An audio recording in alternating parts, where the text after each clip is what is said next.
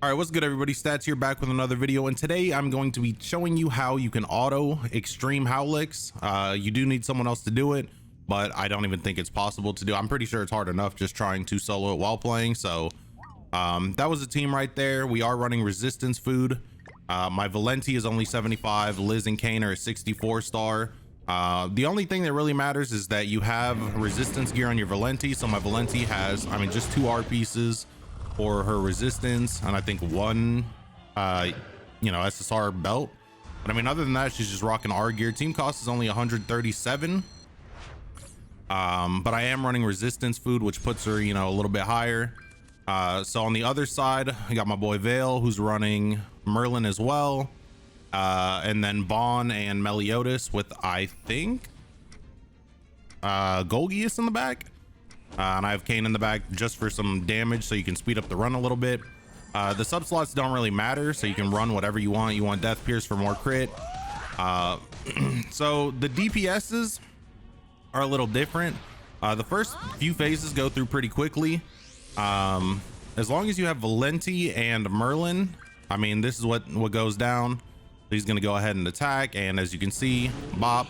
Valenti patiences, and he does about nothing to anyone else.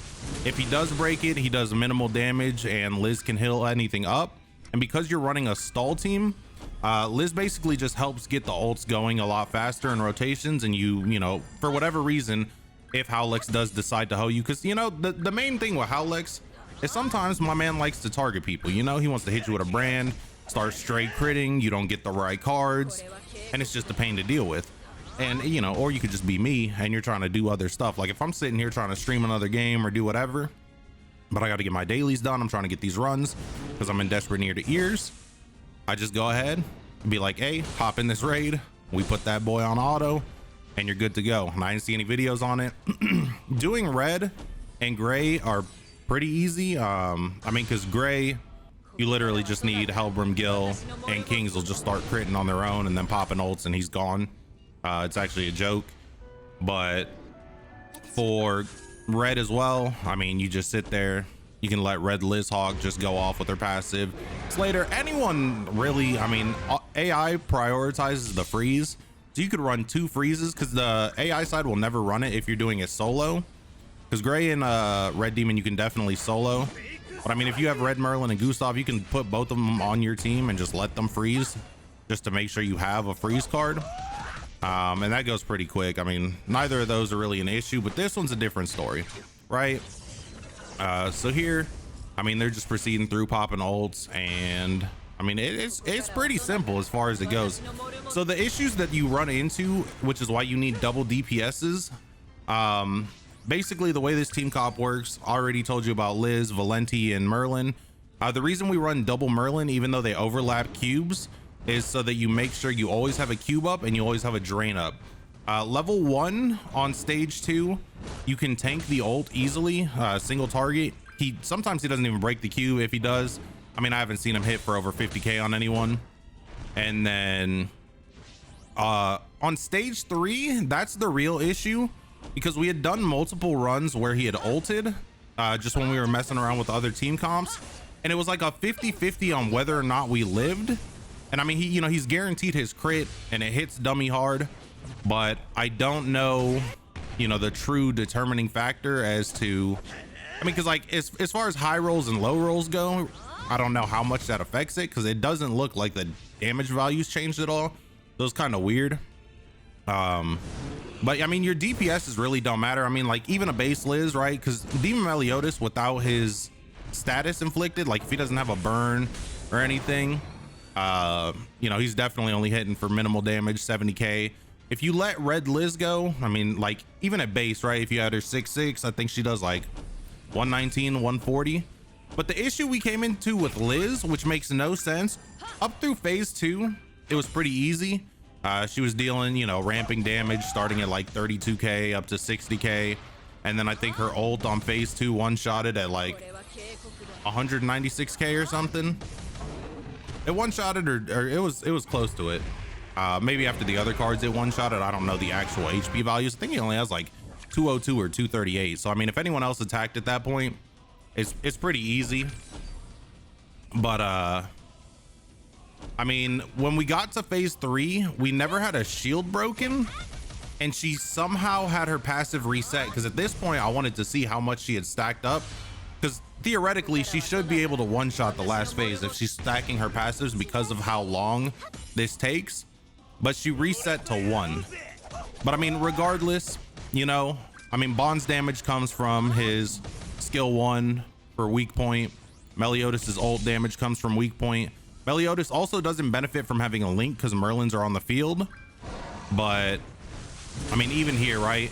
In a normal run without Valenti, them stray crits would definitely be killing. He starts hitting for like 150k second crit, things like that. You can usually survive a laser, but once he starts dunking on your team, it's a different story. But you know, you got Liz here, right? So Bond's gonna snatch, defenses are down. Valenti also on phase 2, if he buffs, claps the living existence out of him, just because, you know, that's how she rolls. Merlin just does consistent damage, and I mean, it's a pretty straightforward run, and it's pretty doable.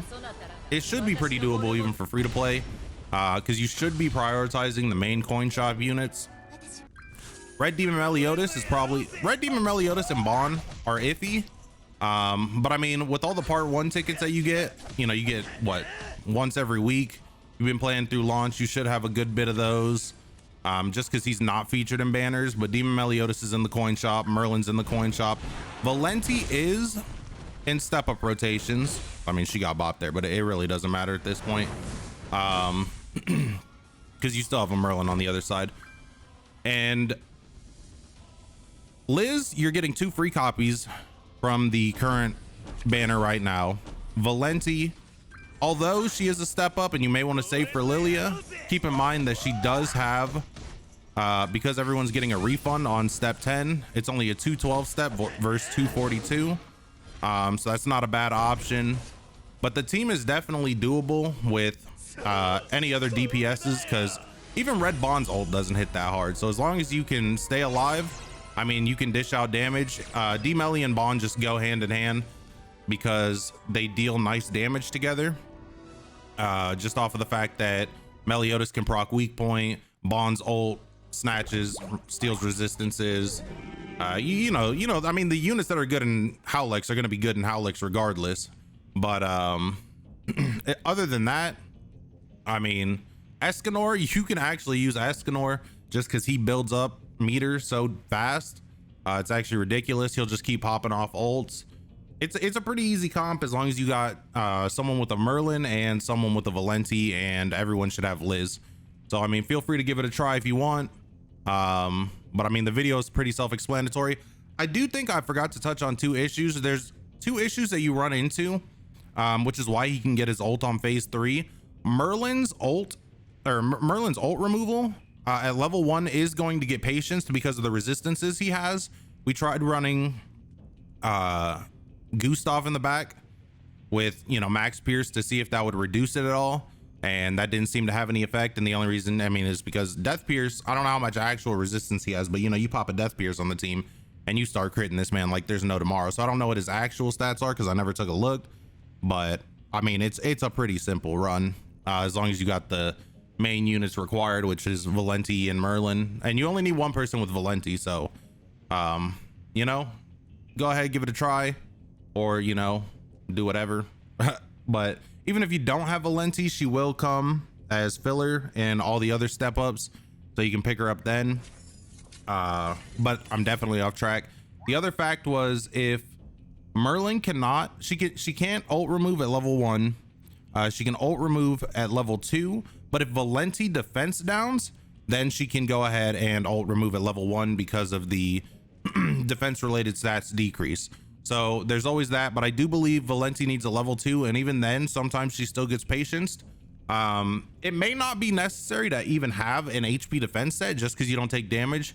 So if you want to, go ahead and try to run attack defense on her, but I'll go ahead and leave, you know, any little tips down in the bottom of different units. We did try Gil to strengthen the shields and stuff, but Gil has a bad habit of buffing at the end, because ideally Gil does decent damage. He applies shock, 4-star Gil obviously. His attack buff will increase the strength of Merlin's shield, so it should help for survivability and just DPS in general. but that's definitely not the case. You can run Gothard to stack passives, but I mean, it didn't really seem necessary from what we were doing, just because you can get it done pretty quick. I mean, I guess if you're trying to blitz a run, you know, it's probably faster to just do it, and probably can do it in 2-3 minutes, but 6 minutes for an auto, you know, still ain't bad. So anyways, that's the video. Feel free to give it a like, you know, check it out. I don't know what other guides I'd make. I just saw nobody else had done this, so I was like, hey, let me go ahead and get this content out here. So yeah, have a good day. This has been your boy Stats, and I'm out.